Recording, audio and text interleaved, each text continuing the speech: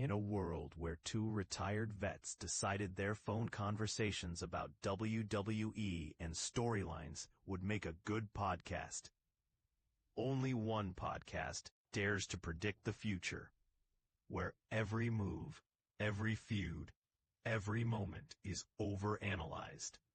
Grab your number 2 pencils. Get ready to step into the squared circle. This is your front row seat to the storylines as you wish they were written. Welcome to the If We Had the Pencil podcast. Here are your hosts, Sean Green and Matt Jackson.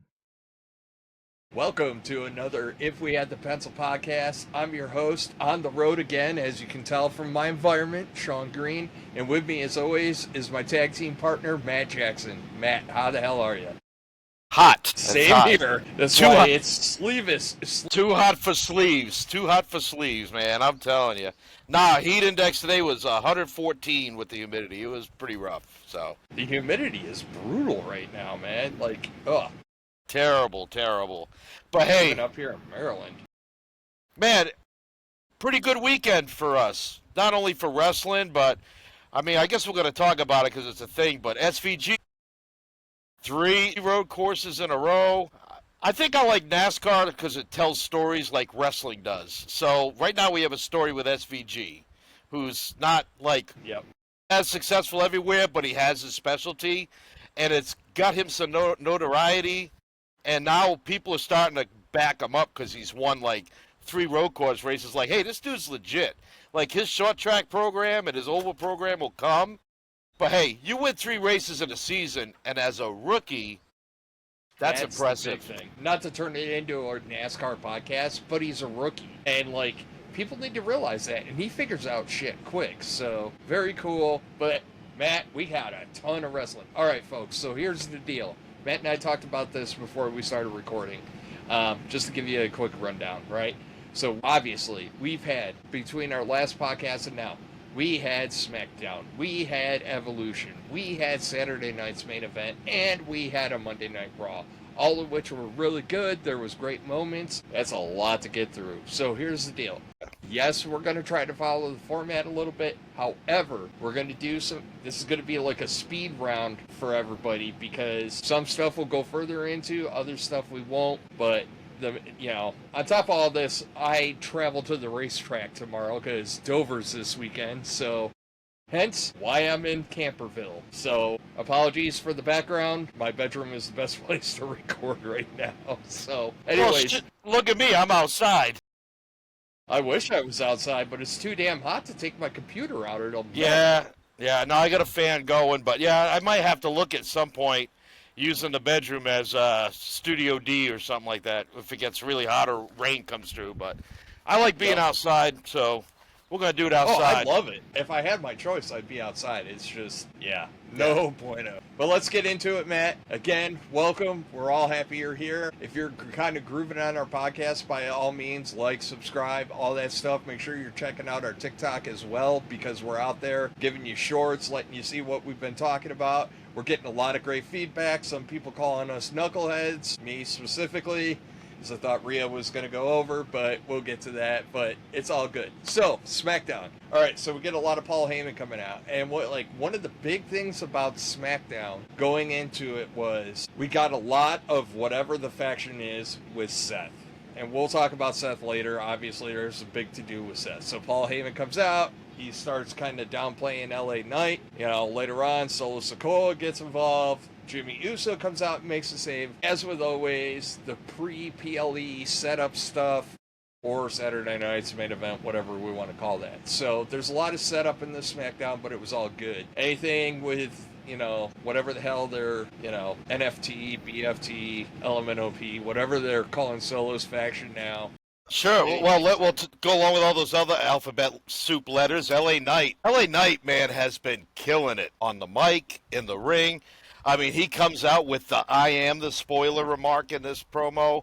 Like, LA Knight's been nailing it. And we'll talk a little bit more about LA Knight cutting a promo because he cut a really good one last night during the commercial breaks. And, LA Knight is on a roll, man. He is just making magic. He's holding the fort down, so Yeah. that's for damn sure. All right, so after that, we get 4 of the participants that are supposed to be in the tag, the 4-corner tag match the next night. Alexa Bliss ends up winning. The whole Alexa Bliss Charlotte dynamic continues to grow. I love it. And guess what? So, obviously, I'm not humble. I like to call things. So Matt and I have always been talking about this, and what did I say? Pairing Charlotte with Alexa Bliss is finally going to turn Charlotte face. And guess what happened Saturday? She turned face. The crowd started responding to her. So, if I'm mixing up the PLEs, I apologize. We all know it was a ton of wrestling. And if you're AEW fans, you got even more wrestling. So, all gravy. So, anything on Alexa Bliss in them? My main takeaway from that Fatal 4-Way, before I talk about Bliss, is Sol Ruka's debut, I guess, up on cause that's the first time, we talk about She had this a busy weekend. She was a busy girl.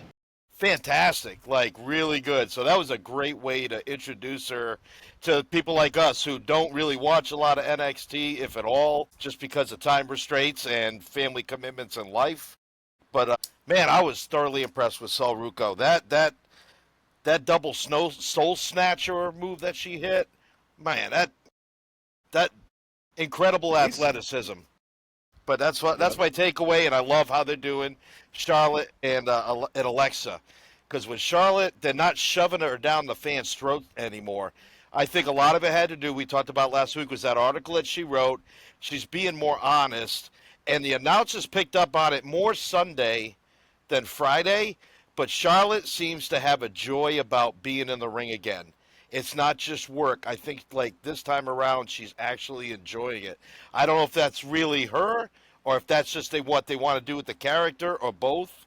But whatever it is, it's working. It's getting her over, and it's getting over through the fans without the fans getting it shoved down their throat.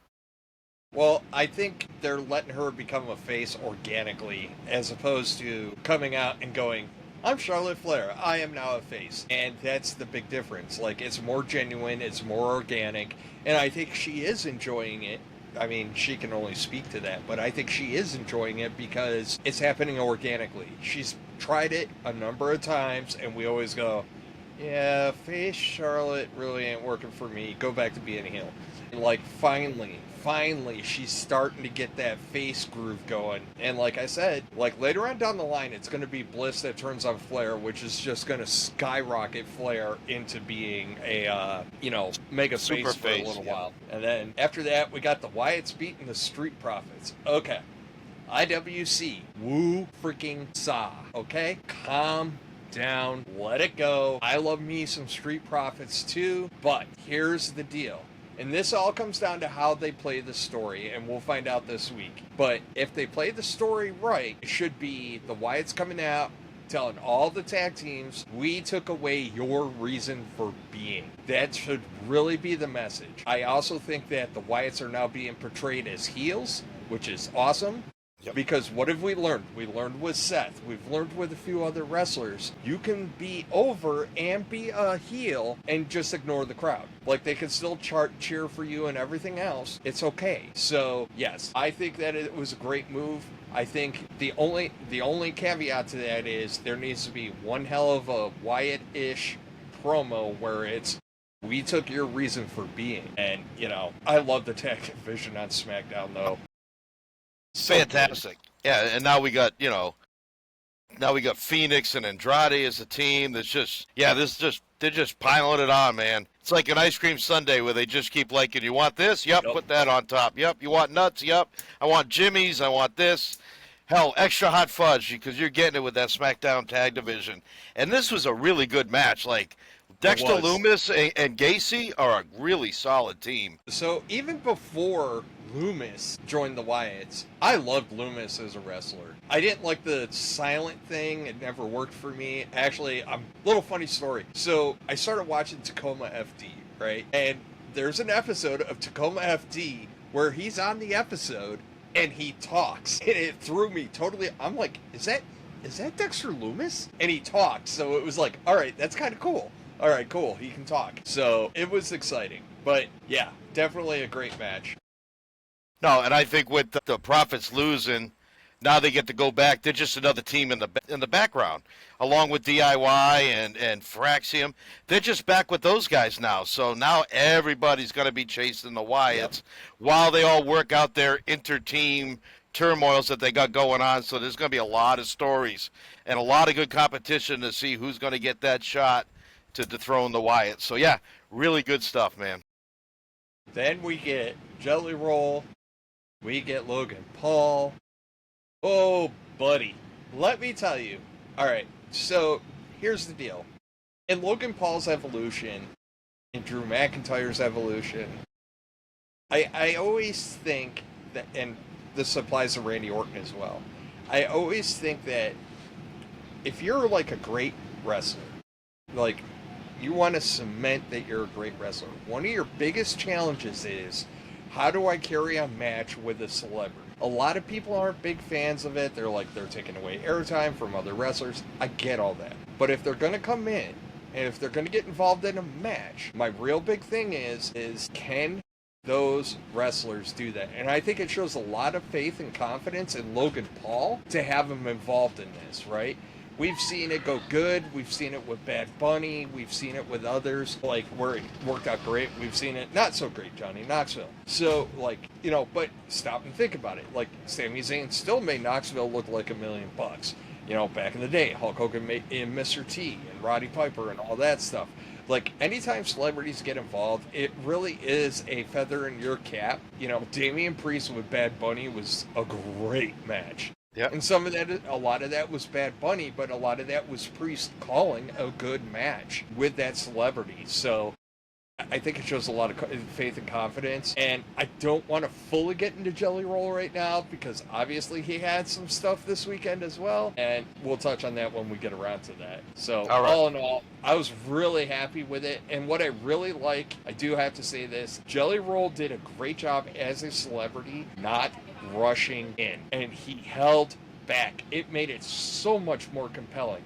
He looked conflicted. He looked out of place. He looked like, I know this isn't my world, but I got to help my friend. And it was brilliant. Because too often with celebrities that just show up and they're like, I'm going to run in with a chair. And it's just like, you know, you kind of jump in the gun, you're not part of this world. Whereas Jelly Roll kind of was like, I know I'm a visitor, I'm going to hold back. And then when the time came, he was like, all right, it's been enough. I got to do something. Beautiful. Beautiful storytelling there, man. Beautiful storytelling. Total 180 of Travis Scott, wouldn't you say? Yeah. Yeah. Like, we don't speak of that. This is how you do it right for a celebrity. Travis and the thing is, Scott's still walking down the ramp. God. And the thing is, too, you got a guy like Jelly Roll that everybody loves him. Like, you don't hear people talk bad about him.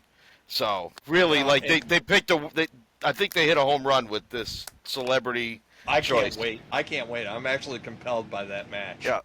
Yeah. And so we get R-Truth and Aleister Black. Kind of an interesting dynamic. Then we get some backstage stuff with Priest. So, also interesting. You know, they pretty much set up Aleister Black and Priest. So, I like that story's still going on. We've kind of talked about it, you know. I still think that R-Truth and Ron Killings at the same time. Whoever shows up at the moment, you know, you kind of get. So, you know, I'll let you talk. Yeah. Sorry, I'm on a roll here. No, I know you are.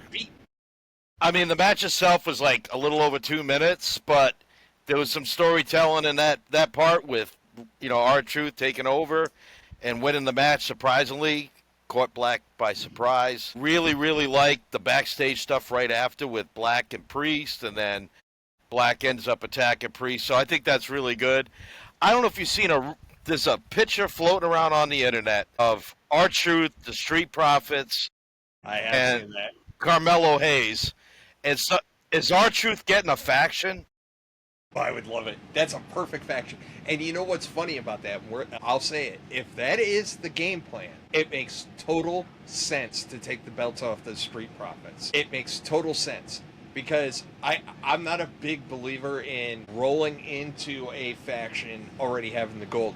The beauty of Judgment Day right now is they're accumulating gold, right? They have tons of belts right now, and they're doing good stuff.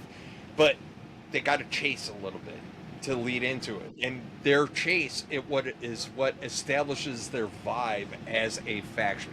So if the game plan is Carmelo Hayes, and I hope Ron Killings is the leader of it, and he's just like, I've recruited all my peeps now, and he just rolls. I hope for it. Again, a lot to be answered on SmackDown. And we got in the words of Cody Rhodes, we still got a lot to talk about. Well, yes, we do.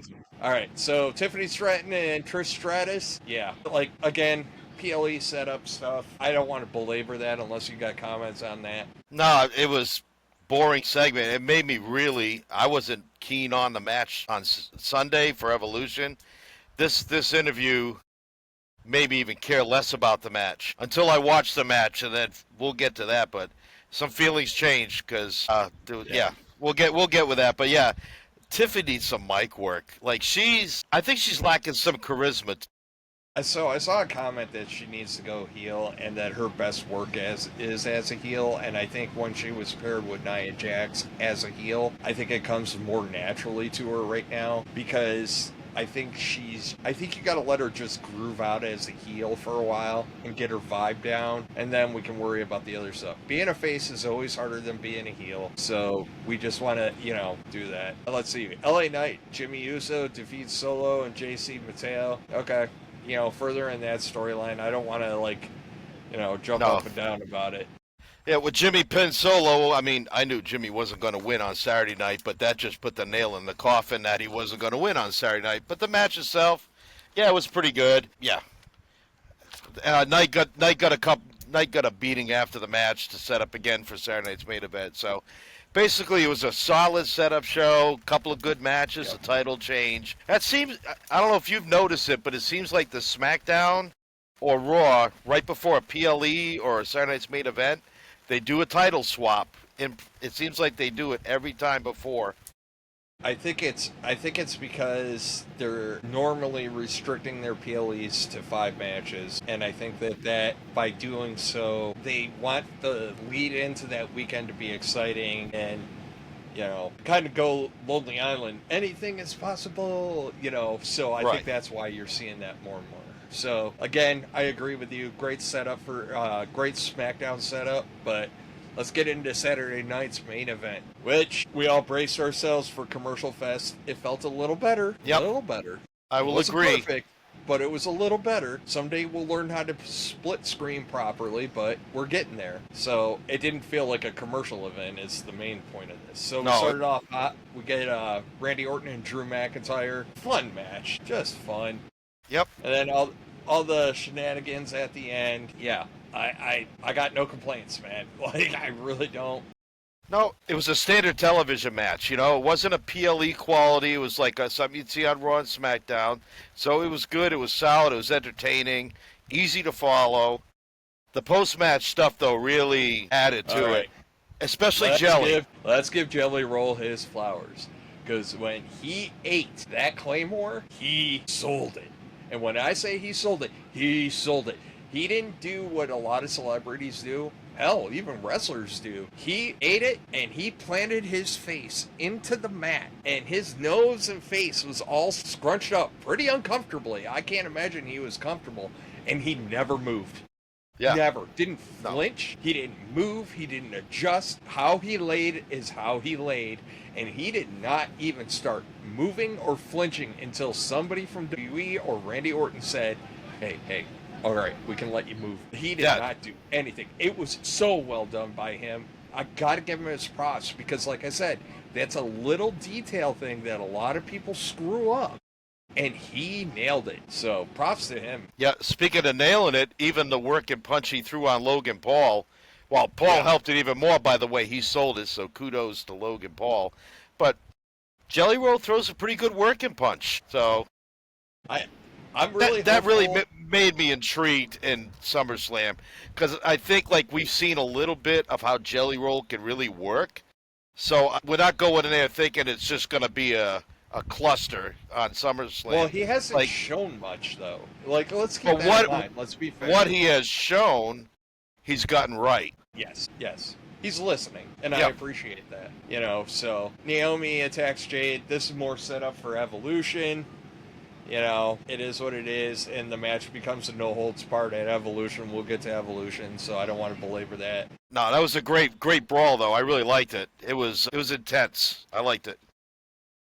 Solo Sikoa beat Jimmy Uso. So, okay. Like, I want to get excited about this whole thing, but I don't think it's very well spelled out. And it's just like, alright, Solo's got the title now. And I don't know, the story needs work. And, you know, I know normally we dive into storylines, but we got a lot to get to. But I just feel like the storyline as it pertains to Solo, like, they haven't explained the new nickname for their faction, really. They talked about it once, and it was just like, this is what it is now, deuces. And, like, alright, you know, okay, cool. But, no, I really would like a little bit more, right? Like, just make me want to do it. I don't know.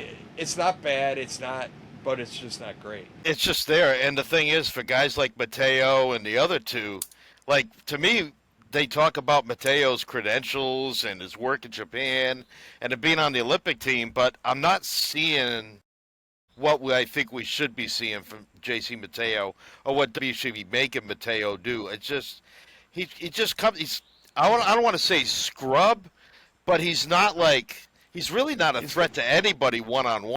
He's a threat when the number.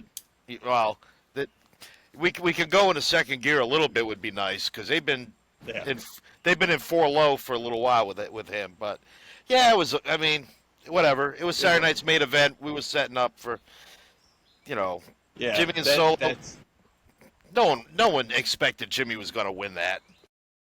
All right. So after that, LA Knight defeated Seth Rollins. We all know what happened, right? Like, Seth did a move, came down on his knee wrong. It's looking like he's out a couple of months. Who knows how long? I mean, there is, I'm not going to lie, there's a lot of conspiracy theories out there that it's still just like a long work. Which, if it is, I will pop bigger than popcorn, man. And, you know, I don't want to get ahead to Raw, but Paul Heyman addressed it, and he addressed it well. But it was sad to see LA Knight wasn't supposed to win that. You know, Seth was supposed to go over, which would have made the faction really strong. Seth was having a great match, too. It was a great match. It was. Fun. Until it just, yeah. I mean, it, you know, and knees are a thing, man. It's with anybody. You just come down just slightly wrong. Your knee, I've blown out a PCL. I've had PCL surgery. It sucks. And, like, it doesn't take much. It just takes being off just a little bit to tweak it just right for something to happen. So let's not get into the Seth is injury prone and this, that, or the. Seth's a damn workhorse. Yeah. That guy would. When he had the World Heavyweight Championship and he was the first with the World Heavyweight Championship, that dude was just working everywhere. His ass off. And he was wrestling all the time. So, like, let's not go down roads. Stuff happens. It's okay. You know, I'm not upset about it. And here's my thing. If it's a work, like, what's the reason for it to be a work? Like, why? How would you like... Because if you have him, like, on the real, if you have him come out and cash in at SummerSlam, like, if it's a true work, and you know, all of us are like, oh my God, he's out, and now everybody's going to speculate. If he comes out, I wouldn't call it, because I think he's legit hurt. But if it happens, I'll pop. I'll be like, nah, you got me. Yeah. So, you know, we'll see. I'm not worried about it. I love that Heyman's still carrying the case and everything else. So, and finally we get... Hey, real quick, I know it was on Raw, but it ties into this match. LA Knight, during the commercial breaks, I saw this. I don't have Peacock Premium Plus like you do, but the promo that he gave during the commercial break were from the bottom of his heart that he wants Seth to get better. Because he didn't get to beat his ass. That's right, he didn't get to hurt him. So I figured that was a good tie-in with, you know, Saturday. So it was good. Again, it was a great LA Knight moment. It's going to keep it going. Yeah, LA Knight, man, let him have the ball and run with something, because he's... But what are you going to give him? See, that's the problem, right? Your world titles are tied up. Off on him. Your U.S. title, you're not going to take the world title off of John Cena. You're not going to take the world title off of Gunther. And even if you were, it'd be kind of anticlimactic. Like, so, like, what are we talking? IC? But here's the thing. You know, does Knight need a title? No, he just needs to have the work he's doing right now. So really, no, I don't think he does need a title. So No, he's doing brilliant. Again, I don't have any complaints with it. Knight, I'll tell you what. So Seth is a workhorse, and to that point, there's a vacuum right now, and LA Knight is jumping up and trying to fill it. I feel that in my gut. Yep. Like I feel like LA Knight right now is everywhere. Stop and think about it. We've been seeing him on both shows. We've seen him more than we've seen Cody Rhodes. Yeah. So, like, LA Knight's getting his name out there, and he's starting to carry. So, we'll see, Yeah. We'll go with it. Finally, we get Gunther and Goldberg, and it is what it is. It was good storytelling. Okay. I'm glad Goldberg got a finishing match. Yeah. I felt like it went okay. I don't really have any complaints, but I also went in with no expectations whatsoever. So I was entertained, so that's all I can ask for. As you might have picked up in the last few weeks with this Gunther Goldberg story, I was not really happy about it. Now that it's done, I like the way they did it. Yep. Goldberg had a chance where he could have won it, but we had a ref bump. And again, Charles Robinson, good Lord. That guy. It's so sad when somebody sees Charles Robinson, they're like, You're going to die. I mean, and even people that don't watch it as diligently as you and I, they're like, Charles Robinson's in. Yeah, something's happening. Yep. Ref bump coming. Yeah. So, but I thought the match was really good. I think Gunther was very unselfish and giving Goldberg a lot. And what I really liked is once Gunther won, Goldberg is, he passed out. Gunther didn't stand there and really pose. He stood there, got his belt, raised his hand, rolled out. He popped out so Goldberg could get his moment. But of course, I'm sure there was a lot of that this weekend. There was a lot of that, and we'll get into it more when we get. Well, let's go into it. Let's talk Evolution. Boom. Because, so all right, Evolution. So Evolution starts off with Becky Lynch, Bayley, and Lyra Valkyria. Great match, and whoa. What a creative finish. Really creative. I think even Wade Barrett was kind of thrown off by it. Okay, that was really cool. Yeah. He was like, that's one of the best pins I've ever seen. I was like, it's one of the best I've seen, too. Yeah, it was incredible. It's very innovative, different. And it was, it makes Becky look smart. She's picking her spots. It was a lot of that match was Becky and Bayley, and then I'm not Lyra and Bayley, and Becky was just kind of picking spots, and she waited till the very end, picked her spot. I thought it was a great choice for an opener for that show. And by the way, there were people saying that they weren't selling tickets. They had 8,500 in the building. I don't know how many were comped or whatever. But hey, 8,500, I think that's still a good crowd if you're having a 4-night weekend. That crowd was electric. They were louder than the 12,000 that they had in Nashville on Friday night, for sure. That was a decent crowd. Electric. And look, this Evolution PLE was probably one of the best PLEs that I have seen in quite a while. And I did see a comment on the internet, and I kind of agree with it, which is, yo, TKO, take your fingers out of the cookie jar and just let them do them. Because the show flowed very well, the matches were great, everything made sense, stories were being told, it was just so well put together, and it's just like, yo, just let us do... let WWE do what... There's a reason why they make money, Get up trying to reinvent the wheel. Let them do what they do best. TKO paid, $9 billion for WWE, so I'm pretty sure that WWE knows what they're doing. They don't need to reinvent the wheel, so... No, it was excellent. The whole production was great. Yep. So next we get the NXT Women's Championship match. We get JC Jane and Jordynne Grace. And I'm going to tell you, this is one where that I don't have time to watch NXT kind of hurt me on this match because I didn't feel invested in it. I know Jordynne Grace, and so I kind of pop for her, but the problem is I haven't been following the storylines, the setups, the dynamics there, so I was kind of good match, yay. But, I wasn't, emotionally invested in that match.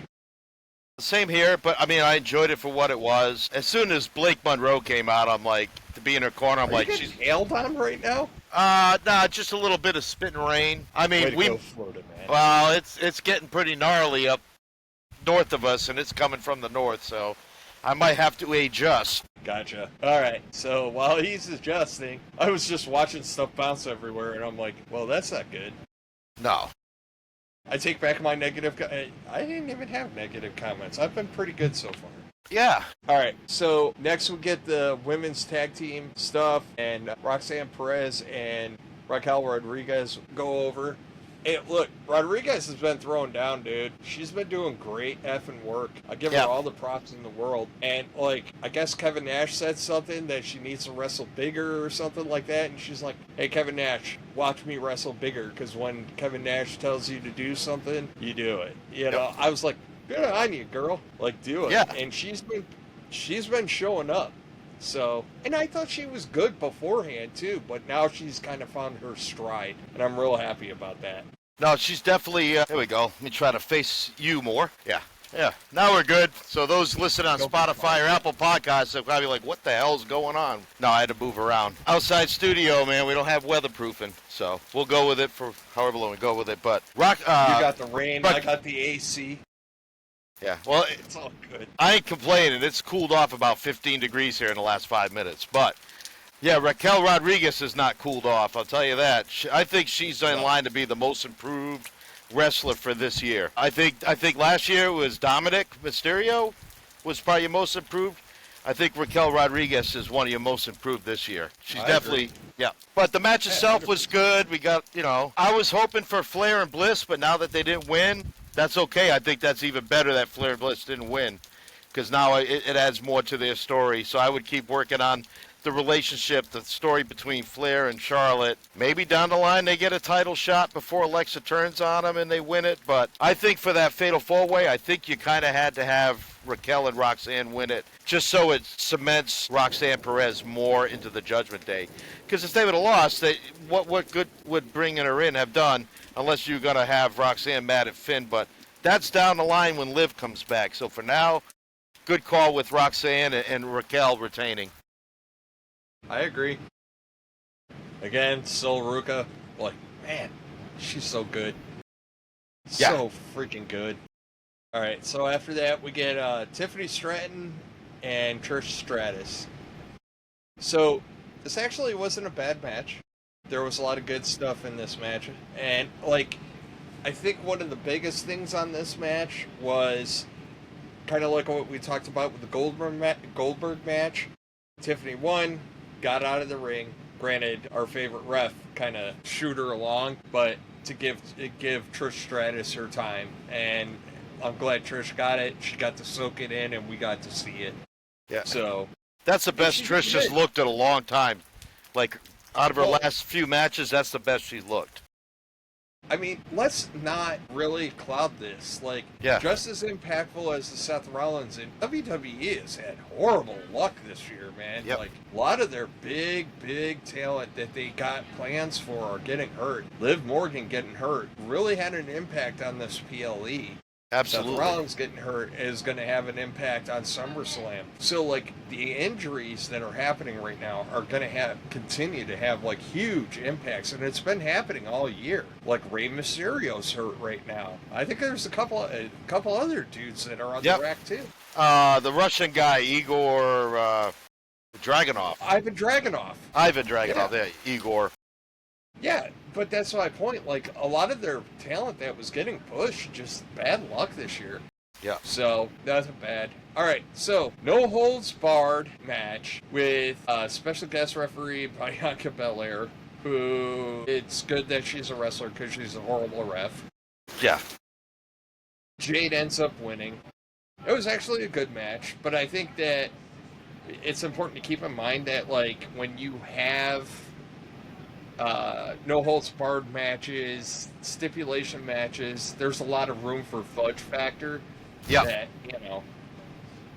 and it did great, because we saw the contrast to that in the final match, which was Rhea Ripley and Io Sky, which was, one of the best matches I've ever seen. It was brilliant. It was counter for counter. The storytelling was great. Everything made sense. Io Sky is so good. And those two's chemistry was amazing. Just simply amazing. And I loved everything about that match, man. Like, it was so effing good. And, like, I have a problem with the cash-in. and it's not that I didn't want to see Naomi cash in. My problem with the cash in was like, oh my god, we had this epic of epic, like Shawn Michaels and The Undertaker kind of match, and like we got a cash in, and it was just like, wah, wah, wah. I got it, you can run it back. But that one just felt so organic, and it just came together so good that the cash in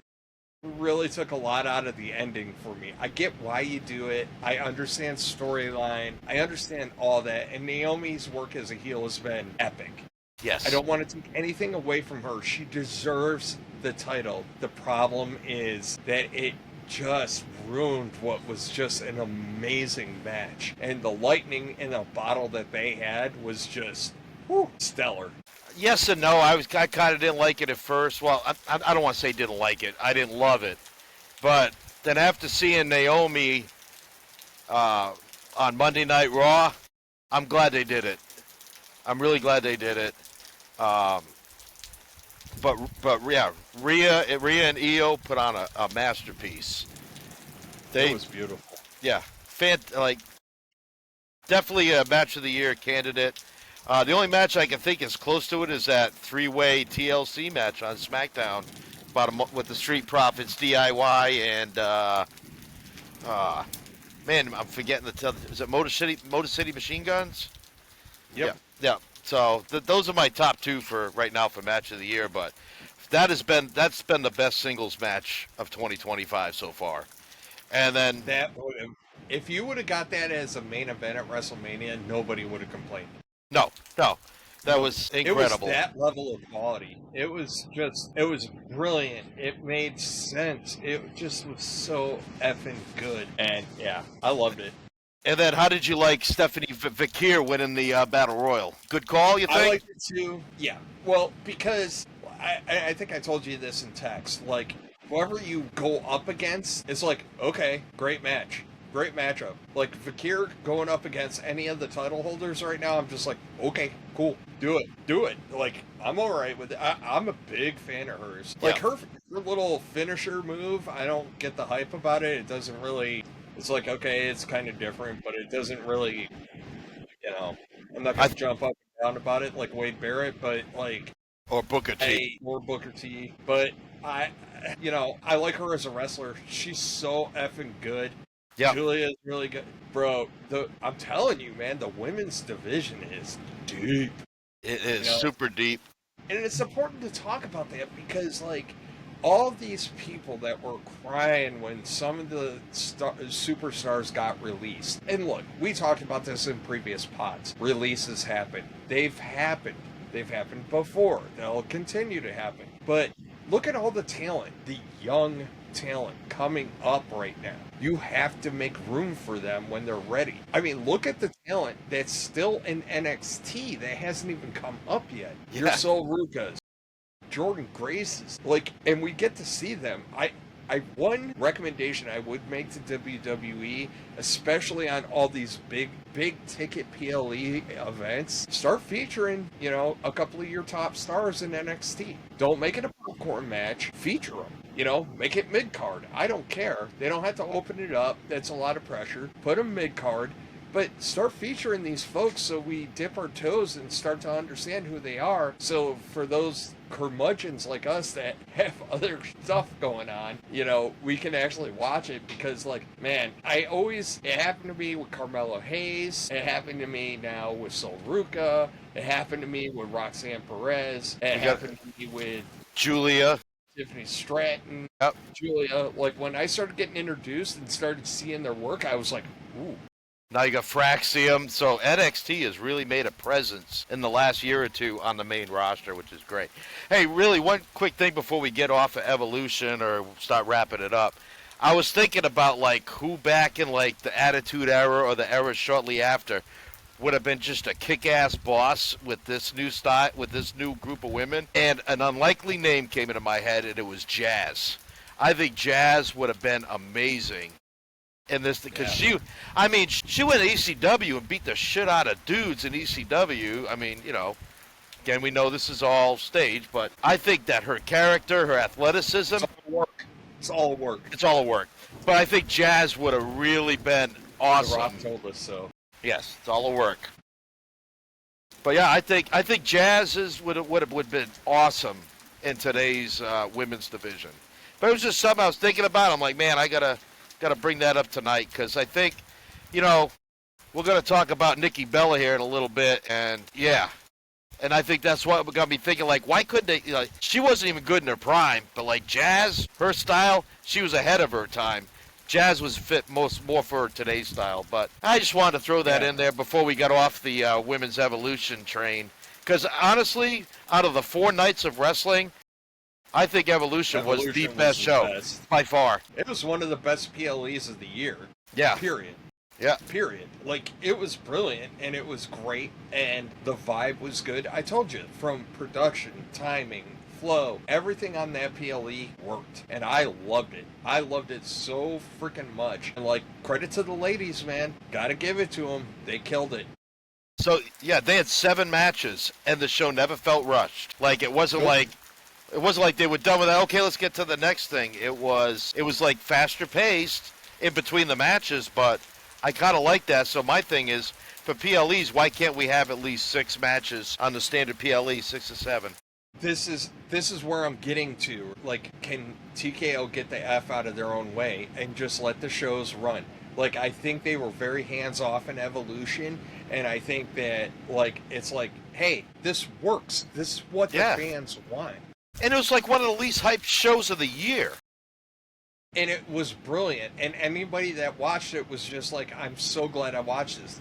Coming out of that, I was like, this is amazing. This is great. Except if you look at Bleacher Report's grades, which are no longer credible to me. No longer credible. Yeah. We don't agree anymore. So I don't know if they changed who's who in the zoo over there, but we don't agree much. No, we anymore. don't. You know, I think they gave Evolution like a B. I was like, what the hell were you watching? That was an A- show.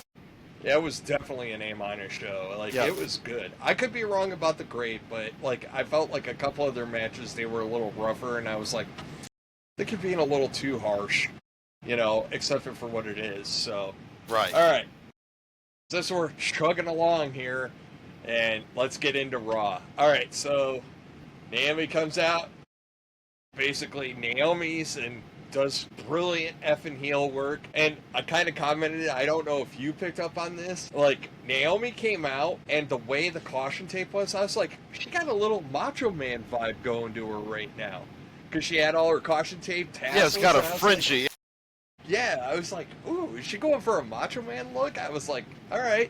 But she dropped some great stuff, and the whole, like, her trying to tell, like, Io and Rhea, who just had, like, epic of epic matches, like, get in the back of the line, get way back in the line. I'm like, okay, well, how about the line? How about the line when she was making fun of Io's? You know, I don't know what you say. Oh my gosh, I'm like, I don't even think that's PG or PC maybe. Yeah, but man, I mean, and it was so funny too. Like, sometimes it's so easy to predict where wrestling is going with certain segments. It's just like, as soon as I heard the GM, I'm like, triple threat. Yep. Sure as shit, triple threat. And like, you knew it was going to be a triple threat. And like, she did a really good job though of kind of like the whole her, Jade, and Bianca thing being like, I put that whole mess behind me. And I'm like, okay, I'll vibe with it. I'm down.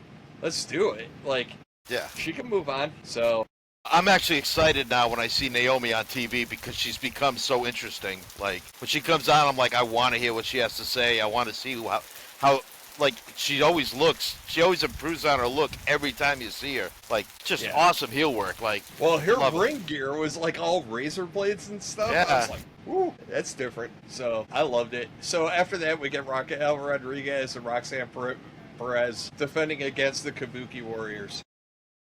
Was that a title match or not? Because it was never advertised. It was never advertised. Was it announced in the ring introductions? Maybe? I don't know anymore. Like, I can't keep up with it. Because I think even Cole mentioned it wasn't a title match, but Gray said it was. So I was like, yeah. But it doesn't matter because the champs won anyway, so. Yeah. Like, I don't know if I'm excited about the whole Kabuki Warriors thing, but, you know, that's one of those things that I'm just like, all right, so after that we get Lyra defeating Bayley in a 2 out of 3 falls match, and that was pretty good. I don't think I grooved on the ending much, to be honest with you. No, and I knew there was going to be a fast fall in there somewhere, either the first or the second fall, so I wasn't surprised that the first fall went like 30 seconds. I mean, it was good. I mean, Lyra's counter to win the second fall was really good. Third fall was really the best fall, action-wise, really built up really good. But, I don't know, yeah, the ending kind of felt flat. I was surprised. I really thought Bayley was going to go over, and we'd see Becky Bayley at SummerSlam, so I think a little bit of a swerve there, putting Lyra over, but I think that's going to start the Becky heel turn, losing a lot, because Becky did not look, man, I'm screwing them up tonight. Bayley did not look happy. I'm like Michael Cole in it tonight. I'm calling people by the wrong names. I think Bayley goes heel. I think Bayley goes heel and starts working with Becky. I think that they start making a pairing. Not a tag pairing, but like a pairing. Like kind of a, I always forget the effing phrase. Like the inconvenient pairing, or however they call Bliss. The Alliance of Convenience or something like that, or? Yeah, I think you also get that with Becky and Bayley. And there's ties there, there's story there. It makes sense. You know, Lyra will have to find a friend, and it'll be cool. So, how about Becky Hogan coming out at the end, wearing the yellow and... I loved it. She came out, because she had, like, a little thing on social media about it, right? Yeah. And, like, she came out in that, and I was like, I texted you, I was like, you know, she's wearing, like, Hulk Hogan colors, right? And then, like, I found Bully Ray saying the same thing. He's like, she's trolling all y'all. And I was like, yes, I did nail it. It's one of those, not that I have to feel vindicated by Bully Ray, but, like, I needed that, like, all right, somebody else is seeing it the way I'm seeing it. Yep. And it was kind of nice, you know? And he was quick with it, too. So, like, it was good stuff. Because you texted me that, and then, like, 5 minutes, you know, oh, look at what Becky's wearing, and then, like, 2 minutes later, you had texted me what Bully Ray said, so I was like, yep. But no, that was really cool. I know we're not following the show segment by segment, but I really wanted to talk about the Karrion Kross segment with Scarlett. So what do we've ragged on Sammy, especially you like to use the frame, the plucky underdog. Karrion Kross almost said those similar words. Like, he rephrased it, but he alluded to what we've been talking about. Like, Karrion Kross, like, called him out. So, I like it. I really like what Karrion Kross is doing. I hope there's more after him and Sammy. I'm telling you, Matt, I live in this fantasy land when a lot of the stuff that you and I talk about come to fruition. I'm just like, somebody's watching our podcast. Like, you know, some of our podcasts got high hits, and I'm like, you know, many a digit, and we're like, didn't know that one was that big. But yeah. I know, it's weird, because I'll post shorts, and I'm like, oh, people love this, and then that'll be like one of the worst ones, and then I'll like throw something up there, and I'm like, well, we'll just throw this against the wall, see if it sticks, and all of a sudden, like, everybody's commenting on it. So, I don't know, internet's a weird place, but it's fun. But, yeah. All right, I'm here to harsh your buzz, buddy. You ready to have your buzz harshed? Sure. Nikki Bella and Chelsea Green. Man, I think Chelsea Green's back is hurting, because I have never seen somebody work so hard to carry a match in my life. And, look, I get that you want to have Nikki Bella back, but holy botcharama, dude. Hey, she was bad. Awful. Bad. She was bad. Like, she missed a lot in that match. And, like, Chelsea was like she would, there was the one point where, like, she tried to go for a move and then couldn't get into it, and then Chelsea was like, okay, she kind of came out of it and, you know, whacked her one and saved it. And, like, that's all Chelsea did the whole match, was, like, try to recover the match itself for Nikki Bella. It was terrible. Yeah, I mean, Corey Graves is trying to cover all bases by, like, saying the competition was better. Yeah, Corey Graves almost stepped into a big pile of verbal shit there when he was talking about how much different it is now than back then. He had to went back and corrected it, but he almost insulted a whole era. But first of all, even if you want to call if she ever had a prime, I never thought the Bella twins were special. It was all about the look and all that. They never excited me. And so when she came back, I'm like, ugh, like, of all people, like, whatever. And here's my other thing that's pissing me off is, like, are they just going to job Chelsea Green from here on out? Like, is this... God, I wish not. Like... It just feels that way. It does, but here's the deal, right? And I've kind of noticed this in the ebb and flow of WWE and the Triple H era, which is people that take one for the team over an extended period of time will eventually get theirs, and he will take care of them.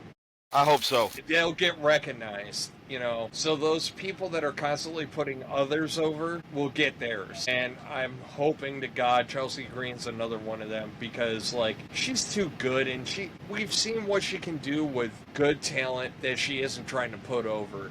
And, like, you know, the one thing I can say about the Nikki Bella thing is it wasn't Zelina Vega, who it looks like she's going heel from the Battle Royal, but she wasn't slapping up fans. She kind of came out in black and white. And... Yeah. All right, let's try that. So Gunther comes out, ramble. You know, he gets basically told by Paul Heyman that, like, hey, you better pay attention because Bron Breaker's the next big thing, which... And he's the big dog, and it's his yard. I loved all the phrases Paul used, and then even all that was in reference to another big dog. Yeah, because when they chanted OTC, what did Paul say?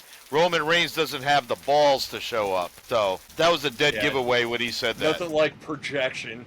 Yeah. So all right, so he starts off again. Like Bron Breaker did amazing in this, and we need to qualify this gauntlet match for what it was. This wasn't a superstar in a gauntlet match going against mid talent and then facing like the big boy, right? Oh, it's all made of betters. All the top tier talent they had, and they were throwing it at Bron Breaker. So let's acknowledge that. And like the storytelling in this match made a ton of sense. It got time to shine in the first match. Yes, Bron Breaker went over. That spear looked ugly. You know, yeah. but that doesn't hurt Penta. Doesn't hurt Penta at all to lose. No. Well, not just that. It's the way he lost. Like, Penta went for a move. Breaker caught him midair, snapped him in half. Nobody's going to fault Penta for that. Shit happens. So, Penta didn't look weak. Then we got LA Knight. Like, okay. Before we continue on, I did have a slight gripe, and it goes back to the Naomi thing, and I forgot to bring this up. Her cash-in bothered me for one other reason, and I do want to get this on tape. So, pause. Back to Naomi for a second. She had that hellacious no-holds-barred match, and she's all dinged up and hurt, right? And then she's coming out, she's kind of playing the injury, and it totally went kaplooey out the door. As soon as the bell rang, she cracked Io with the case, and now all of a sudden she feels great. And, like, this ties into the Lyra match as well, which is... I hate her. The 2 out of 3 falls match bothered me as well because it was... She got put into the stairs, she got dinged up, she got hurt, and then all of a sudden it was, oh, I'm better now, finisher, deuces, and it's like... Come on, man. Like, one of the things I cannot stand is no selling. It drives me up a wall. Like, somebody had a clip from AEW the other day up on the internet, and they're like, this is brilliant wrestling. They had side-by-side Canadian destroyers, and the dude they just popped right back up. And it's like, how do you take a move that looks so devastating, and you're just like, meh, and I'm off with it. I can't stand no selling. No, me either. So, no, we were texting back and forth about it because, like, sell something. I mean, if Jelly Roll's going to sell better than some of your top stars, it's a problem here. Just sell it. Yeah, work it. Limp. Randy Orton sells the whole match. Like, Randy's in the driver's seat. He does an offensive move to somebody that hurts them, but then he's grabbing the back. It's not rocket science. It's basic ring psychology, which, going back to Rhea and Io, the psychology in that match was amazing. And yes, I don't want to keep going back to Evolution, but it's hard not to, because right now it seems like we're comparing everything else to that show. It was the event of the weekend. Let's be real. We had 4 shows. Out of those 4 shows, Evolution was the best. So there's no question. So after Penta, Bron Breaker gets LA Knight. They get their stuff in. It's fine. I like how Breaker is slowly, throughout these matches, starting to show he's getting more and more gassed. And that he's, but he's still going up against top talent. Like, I don't know if it was before Jey Uso or whomever, but, like, him in the corner, like, as Jey Uso's coming out, like, he's drinking water. Yeah. It's like, good on you. Good on you. Like, let's show the grind, man. Let's show the grind. And Jey comes out. I wasn't a big fan of stopping, rolling his music. I know why they did it. They did it to give Breaker a blow, right? Like, let him kind of catch himself. Because he was putting in work. He was putting in work that whole gauntlet. Like, it wasn't like he was just laying around and lounging like some do. No, he was working. He was either taking shots or giving shots, but he was constantly going. He had a few breaks in there a little bit, but he was going. Yeah. So, yeah, there wasn't a lot of rest holds going on. And I didn't like it when they played his music again, but like you said, Breaker needed to catch his give him a blow, and also it was going into commercial break anyway, so yeah. It's not like they played it for 2 minutes while we're on air. So, yeah, good way to cut through a commercial. But then he took out Jey. That's 3 top guys. 3 of the top 5 guys on Raw. Boom, boom, boom, he takes out. And then you and I were chatting about this during the match, and you started off like, I'll be pissed if Punk comes out last. Because they're doing it again. Yep. It's lazy booking, like Charlotte Flair in the Royal Rumble, when she came out late and won it. When Cody Rhodes came out number 30 winning it. Like, come on, man. Like, I get it. I understand the story. Like, Breaker starts from the beginning, and he almost makes it to the end, and he just runs out of gas. But I guess if you got Punk go over, you have to have him come out last, but it just, like, he's beating a tired Breaker. Why? You could have played an injury angle in the Jey portion of it or whatever, you know what I mean? It actually would have been better storytelling. I know you're trying to build up Bron Breaker, which is fine. The problem is you made CM Punk look weak. Yeah, that's what I'm saying. I'm not very stoked, and like, as good as Punk has looked, like, Punk looked amazing against Cena, but I also think that they were on comparable strategies, age brackets, kind of like the military, you had your PT weight, age brackets. Like, I get Punk and Cena, but, like, I don't know, man. Like, there are times when it comes with Punk that it doesn't feel natural to me. Cody kind of went through this too, but, like, Cody kind of had a different path because, like, Cody, when he tore his pec, it was like, we're all on board. You know what I mean? Yes. Bro tore his pec and did a whole match in a steel cage. So it was like... And that allowed Seth to do stuff that had to hurt, like jamming kendo sticks and stuff, yeah. So, like drilling into it. But like, that was more natural. And there's times with Punk where I feel like we get manufactured Punk. And it was just kind of like... Yeah. And then we get all the post-match shenanigans after that, and we get, Jey comes out to save Punk, like, why? And then, on top of Jey coming out, then we get Roman Reigns coming out. Okay, cool. He's back. It's SummerSlam. So is he like a 2-show-a-year guy now? Like, we just do Mania and SummerSlam and we're out? Like, look, I gripe about Roman Reigns a lot. I appreciate what Roman Reigns is. I truly, truly do. But let's be real right now. I just spent months watching everybody else. This is the first time we have seen that dude since the Raw after Mania. And that was way back when. So now I've gone months without even thinking about Roman Reigns. And he shows up and we're just supposed to, like, pop all the streamers, pyro, and everything and make magic happen. Look, I get that people are excited. People are like, oh my god, he's still the greatest ever. Listen to that pop. Listen to that. Bro, you haven't seen him in 3 months. Of course they're gonna pop, A freaking 3-year-old could have wrote that booking and got a pop out of the crowd. Like, you haven't seen him. Yeah. He hasn't been around.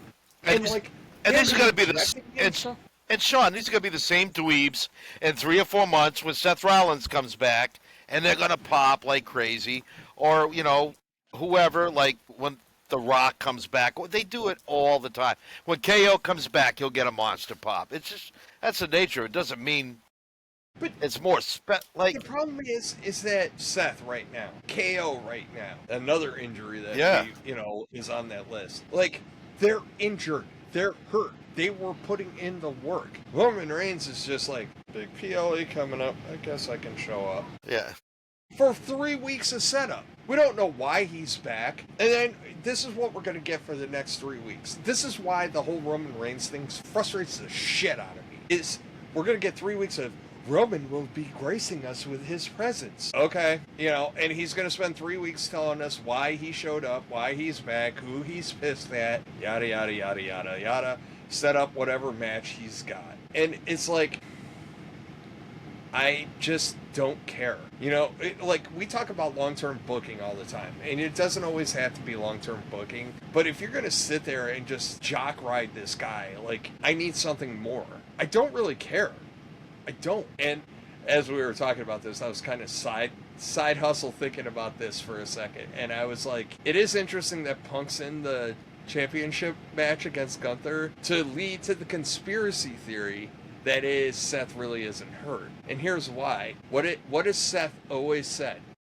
That I will not let Punk win a championship. So if he comes out and Punk's about to go over and Seth comes out and prevents that, I will piss myself. But I don't know. I think Seth's really hurt. But it is what it is. If they get me that good, you got me. All right, and but I will admit it. Even if Seth is legit hurt, which I think he is as well, but say look at Io Sky, 132 days, 3 title defenses. So if Seth is good enough where he could come in, cash in, hit somebody with a chair, and then just do a stomp to somebody and then get the 1, 2, 3 where it's minimalizing risk to him, he does it at SummerSlam, he could hold that belt without defending it for 2 months until he's better. He could just walk around with it. And he can rub in the face I cashed in my Money in the Bank briefcase, and I wasn't even medically cleared, and I still got the title. By the way, the Dominic medically cleared stuff, and again AJ was hilarious Monday night. The praying, and then Dominic even joining in prayer too was funny. Yeah, great stuff. But I have no. Yeah, good. I love that he got called out on it too. We're gonna talk to your doctor, fucker. Let's go. I loved it. Kind of like when you would come home and lie about something at school, and then your parents would call you on it. Oh, well, let me call Mrs. So and so and see if this is really what happened in class. And then you're in the back going, "Oh shit, I shouldn't have said nothing." But that's kind of what it's like. I think it's great. I really do think it's great, and I don't mind it at all. But I love the whole setup with that, and But again, we'll see what happens. I think that we haven't touched on it yet. So Paul Heyman in the opening segment kind of touched on this. Yes, Seth is hurt. Do I really care?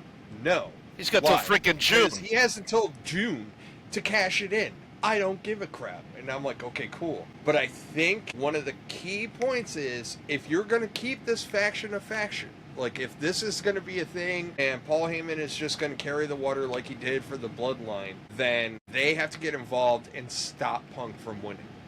Punk cannot beat Gunther. And I think that there's a lot of validity to that. And it'll be interesting, but... Here's another thing. Do we have to keep Seth off TV while he's hurt? Why can't they just have him be in the background? And he sends the boys out. It depends on the extent of his injury, right? Anybody that's been injured, especially with lower body injuries, it depends on what the doctors are saying, right?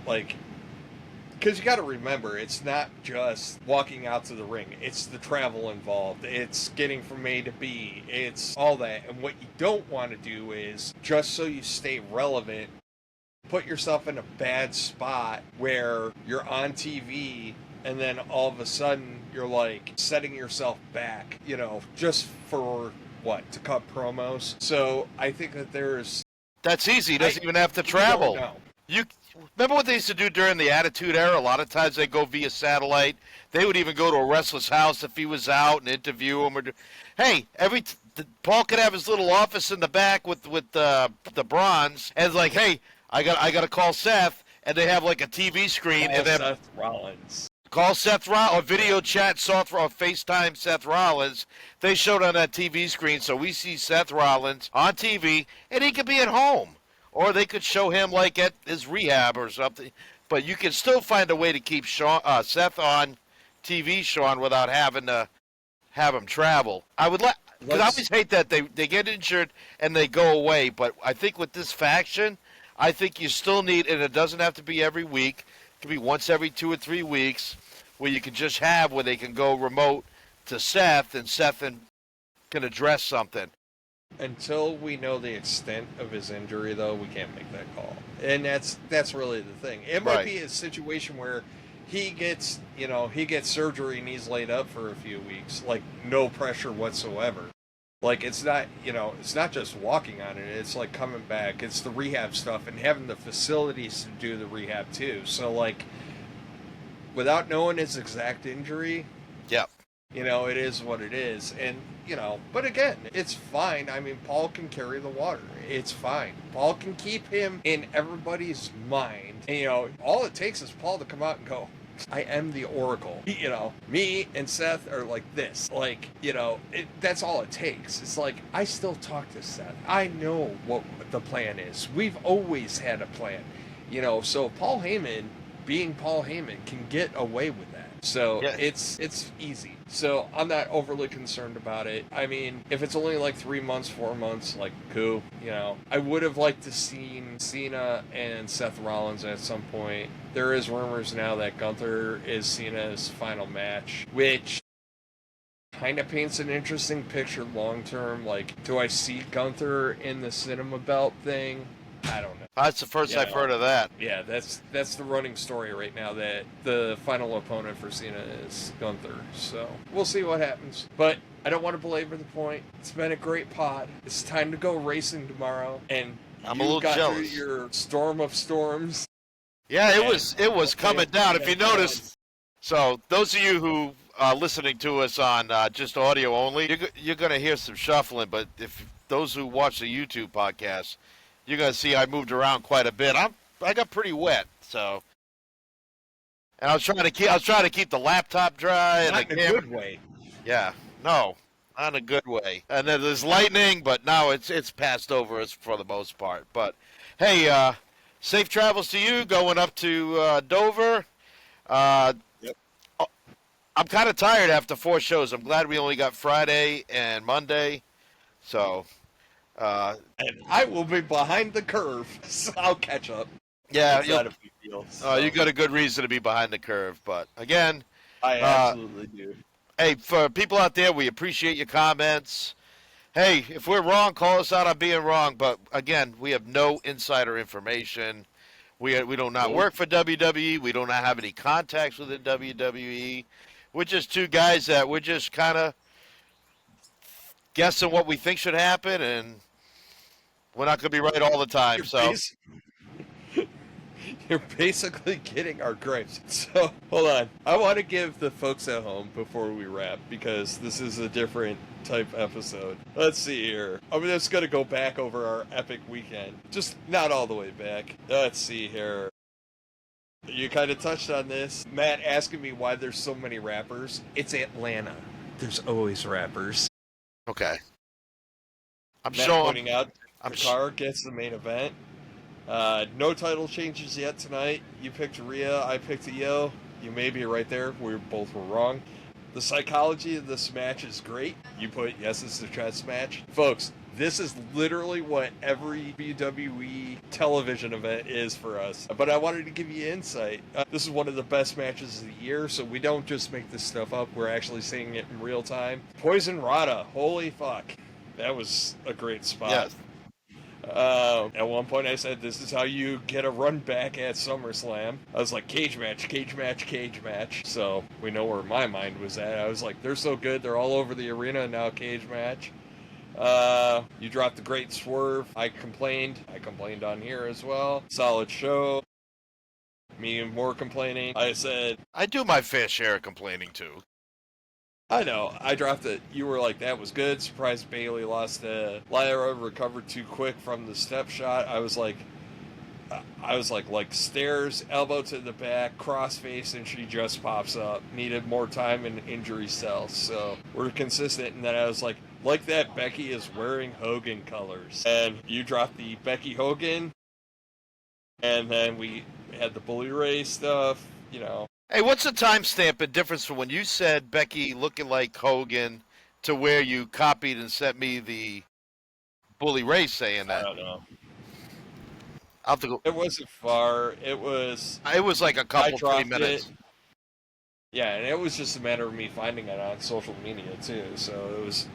I scrolled over to see if I was seeing what I saw, and Bully Ray saw it. Paul keeping the case. I was like, I love Paul. Being like Seth has tons of time. So like, I just wanted to, I did say this, and I think this is a good point to point out. Paul kept Roman relevant without him being there. I said, that's right. Sure, he can do it, and I love it honestly. Let Breaker get the title. Seth goes for SmackDown, and I said, a little reverse Batista. So like the whole Batista Triple H thing, but in reverse. So instead now Seth comes after Braun if Braun's got the title. There's a possibility there. I'm not calling it yet. There's still a lot of work to be done. Again, consistency, Punk comes out last. So, like I said, folks, I just wanted y'all to get a little insight. Like, we're talking about this crap all the time, and it's great. But you can talk about it too. Like, subscribe, make comments, talk to us, let us know what you think. Once again, you got the speed round today. We're setting records over here. We went through 4 PLEs, and we're only under 1 hour and 20 minutes. That's great for us. Yes. So I think we're going to try and keep it that way. Hey, we're learning. This is really our 15th week doing this. 1-5, not 50th, 15th. So, hey, we're still learning. We're kind of like one of our old previous episodes, old farts, new tech. So, we're figuring it out. But, Sean, that's obviously, all we figured out how to be portable. Yeah, that's right. That's right. We are. And, this is one thing I look forward to every week is getting together and doing this. So it's always been my pleasure. And that's all I got here from Florida. I'll send it back to you, Sean. Yep, and that's all I got here from Maryland, off to Delaware tomorrow. But, folks, have a brilliant weekend. Have a brilliant week. And we will talk to y'all next week. Have a good one. Talk to y'all later.